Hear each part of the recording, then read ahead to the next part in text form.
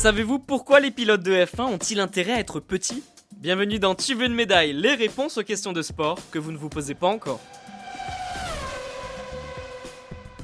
Vous l'avez peut-être déjà remarqué, mais il est rare de voir un pilote de Formule 1 dépasser les 1m80. Ces champions font généralement moins.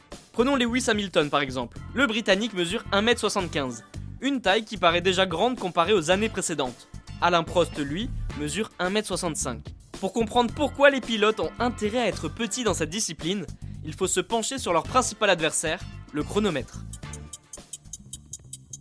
Dans ce sport, la moindre milliseconde de gagné peut avoir son importance sur la ligne d'arrivée.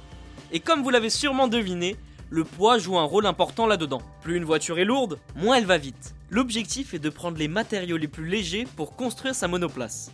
C'est pour ça que le carbone est souvent utilisé. Et le poids du pilote a également une grande importance. À l'époque, un poids léger et une petite taille favorisaient les pilotes. Le centre de gravité était plus bas et la voiture plus rapide.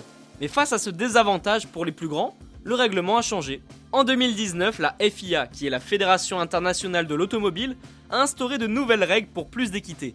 Un poids minimal doit être respecté pour chaque pilote. Et celui-ci était de 80 kg cette année-là. Alors oui, cela peut paraître juste pour les grands pilotes, mais comment vont faire ceux qui possèdent un plus petit gabarit ? Ne vous inquiétez pas, la FIA a pensé à tout. Prenons l'exemple de Yuki Tsunoda. Le pilote japonais mesure 1m59.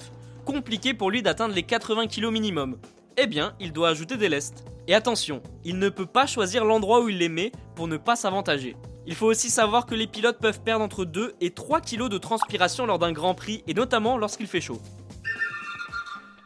Et bien voilà, vous pouvez désormais expliquer pourquoi il était avantageux d'être petit en F1 il y a quelques années.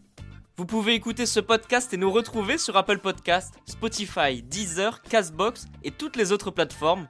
N'hésitez pas à partager, noter ou laisser en commentaire une question, j'essaierai d'y répondre dans un prochain épisode.